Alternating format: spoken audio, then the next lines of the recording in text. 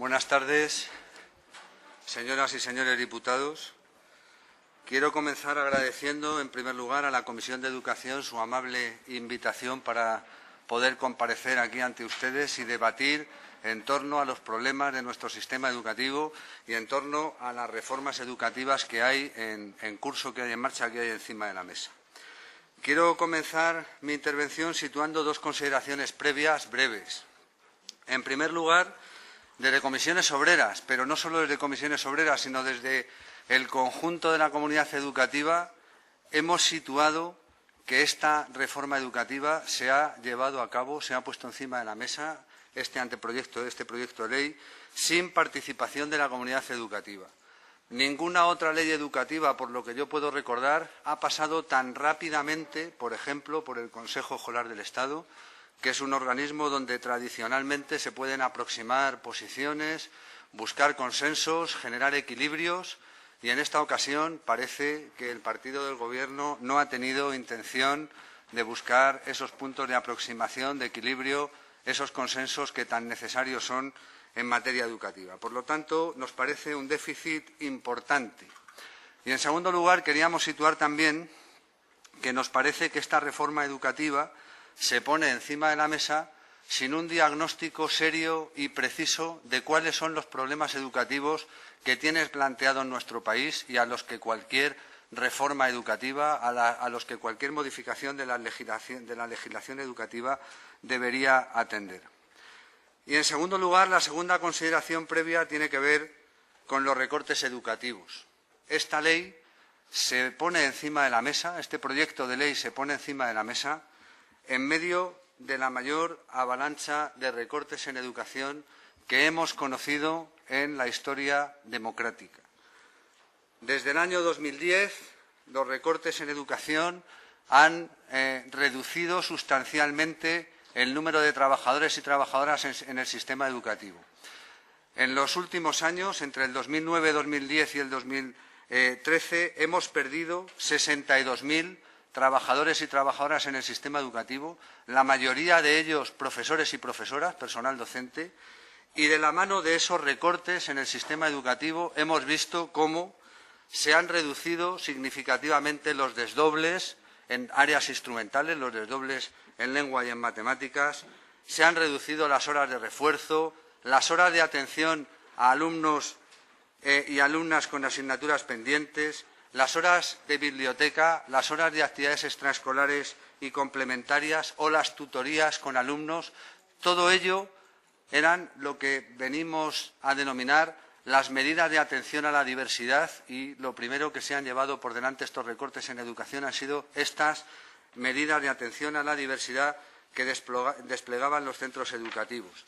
De tal suerte que podemos decir que, como consecuencia de los recortes, hoy en nuestro país se ha reducido significativamente la calidad de la enseñanza, pero se ha reducido también, lo que es muy importante, la equidad de nuestro sistema educativo. De tal modo que hoy hay menos calidad de la educación para todos y los alumnos y alumnas que necesitan medidas de apoyo, medidas de refuerzo del sistema educativo están más expuestos que nunca al fracaso escolar, porque el sistema ya no presta la atención debida a estos alumnos y alumnas como consecuencia de los recortes. El problema que yo les quiero trasladar es que la LOMCE, si uno mira la memoria económica, si uno presta atención a la memoria económica, nos presenta un panorama desalentador, porque estos recortes que se pusieron encima de la mesa primero en las comunidades autónomas y luego en el decreto del año 2012, la memoria económica los cronifica y los convierte en estructurales, y eso es lo que verdaderamente nos preocupa, porque la memoria económica de la LOMCE ya da por perdidos esos 62.000 profesores, ya divide por 20 horas, ya da por incrementada las ratios para siempre jamás, y ese es un problema que nos preocupa enormemente, que la memoria económica de la LOMCE consolida y hace estructurales los recortes, pero además anticipa otros nuevos. No se para aquí, sino que advierte que como consecuencia de la configuración del currículum, de los cambios curriculares, de la compactación de las materias de bachillerato, podrían perderse otros 5.000 profesores y profesoras en los próximos años. De tal manera que hoy hay una percepción clara y nítida en la comunidad educativa y en una buena parte de la sociedad española que nos hace decir que, lamentablemente, LOMCE y recortes son dos caras de la misma política, son dos caras de la misma moneda. Quisiera seguir mi intervención centrándome en lo que hemos dicho que echábamos en falta en la posición del partido del Gobierno a la hora de abordar la reforma educativa, que es el tema del diagnóstico, la falta de diagnóstico.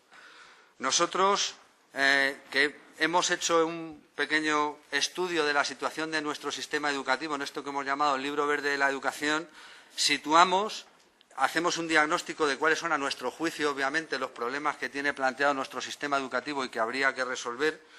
Y yo quiero situar algunos de ellos.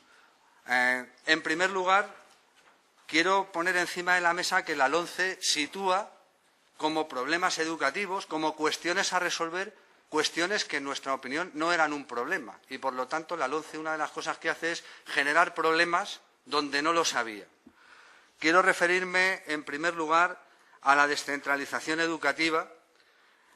Según el estudio que hemos hecho, según el análisis de los indicadores educativos a lo largo del último decenio, según el análisis de las tasas de escolarización a los diferentes tramos de edad, de los resultados escolares, las tasas de repetidores, todo eso está en ese Libro Verde por la Educación. Los resultados educativos, la situación educativa en el Estado se ha aproximado, se han reducido en esta última etapa las diferencias educativas entre las comunidades autónomas. Por lo tanto, no hay desvertebración del sistema educativo como consecuencia de la gestión descentralizada de las competencias educativas, no hay quiebra de la igualdad de oportunidades entre las diferentes comunidades autónomas, al contrario, las diferencias educativas en el Estado se han reducido, sobre todo porque las comunidades autónomas con más problemas han hecho un esfuerzo muy grande para aproximarse a las demás. De tal suerte que la lógica recentralizadora que rezuma este proyecto de ley educativa no tiene nada que ver con problemas educativos que existan. Aquí no había que resolver ningún problema y donde no había que resolver ningún problema, este proyecto de ley pone encima de la mesa y genera un problema donde no lo había. Otro problema que no existía y que, sin embargo, parece que se viene a resolver y, por lo tanto, genera un problema donde no lo había, es el de la escolarización y la libertad de elección de las familias. No hace falta que la LOMCE garantice la libertad de elección de las familias porque la normativa de escolarización existente ya lo hace. Según los datos que hemos analizado, el 90% de las familias obtiene plaza en este momento, a lo largo de los últimos años, en el centro que solicita en primer lugar. Luego, si no había un problema en este terreno, la lógica de la LOMCE de garantizar la libertad de elección de centro lo que esconde en realidad es una pretensión indisimulada de generar, de privatizar el sistema educativo, abandonando la enseñanza pública, que es uno de los rasgos distintivos que tiene este proyecto de ley.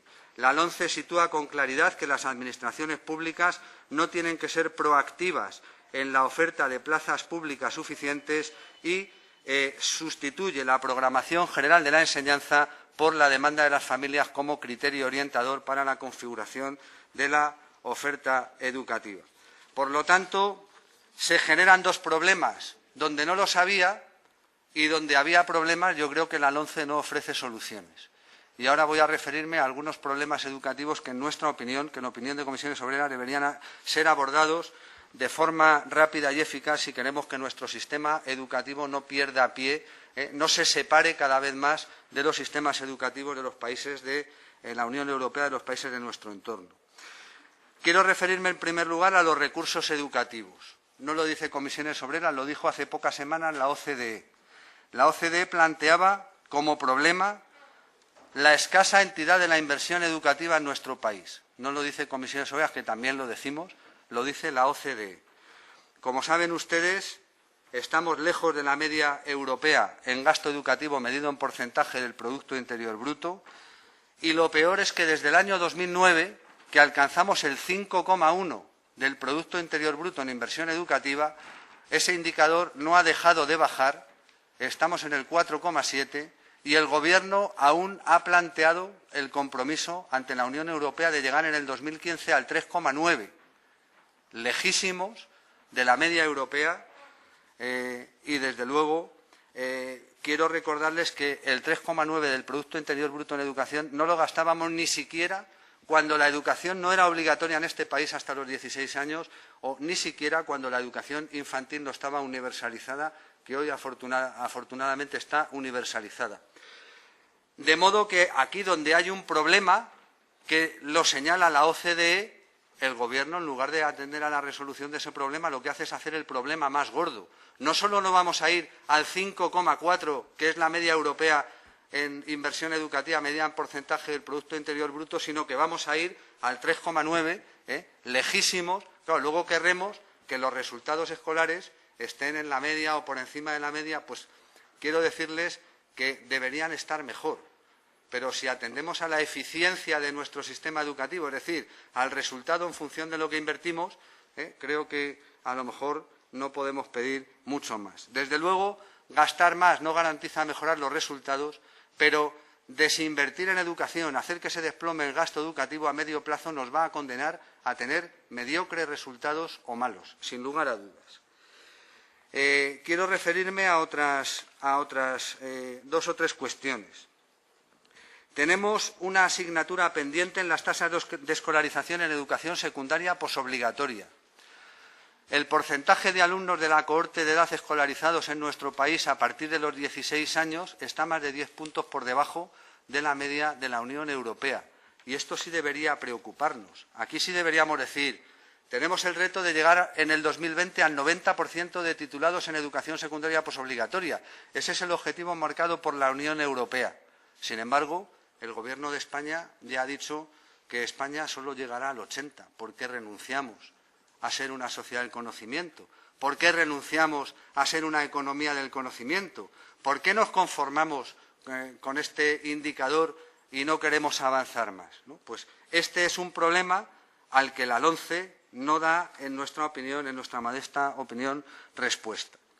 Otro problema que se encuentra sin respuesta en este proyecto de ley es las altas tasas de repetidores. De nuevo recurro a la OCDE porque creo que, en fin, a la OCDE no se les puede tildar de ser unos radicales ni nada por el estilo, ¿verdad? Y la OCDE decía hace unas semanas que estaba preocupada por las altas tasas de repetición en nuestro país. A los 15 años el 40% de los alumnos ha repetido al menos una vez. Y la OCDE decía que la repetición es cara e ineficaz. Si es cara e ineficaz, ¿por qué la LOMCE sigue abundando en ese mismo modelo que nos condena a ser uno de los países de la OCDE con mayores tasas de repetidores y, además, con mayores tasas de abandono educativo temprano? ¿Por qué no? Comisiones Obreras dice modestamente, prevenir es mejor que repetir. Si lo que vamos a gastar en repetir, que es caro e ineficaz, lo dice la OCDE, lo invirtiéramos en medidas de atención a la diversidad para garantizar un mayor éxito escolar de los alumnos que tienen más dificultades, probablemente habría que repetir menos y resolveríamos un problema educativo que la LOMCE, en mi modesta opinión, no resuelve. Y, por último, el abandono educativo temprano, seguramente coincidiremos todos en que es el principal lastre de nuestro sistema educativo, con unas tasas de abandono educativo que rondan el 25%, en el 24,9%, estaban en la última encuesta de población activa publicada. Tenemos casi el doble de la media de la OCDE.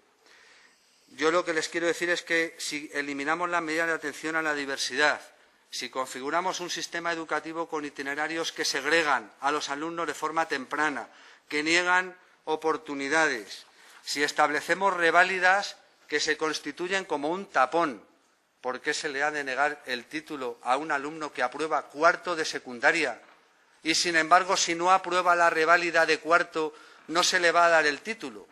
¿Dónde va a ir ese alumno? ¿En qué limbo va a quedar? ¿Qué va a hacer? Así, lo único que haremos es engrosar las cifras de abandono educativo temprano, en lugar de resolver el problema, está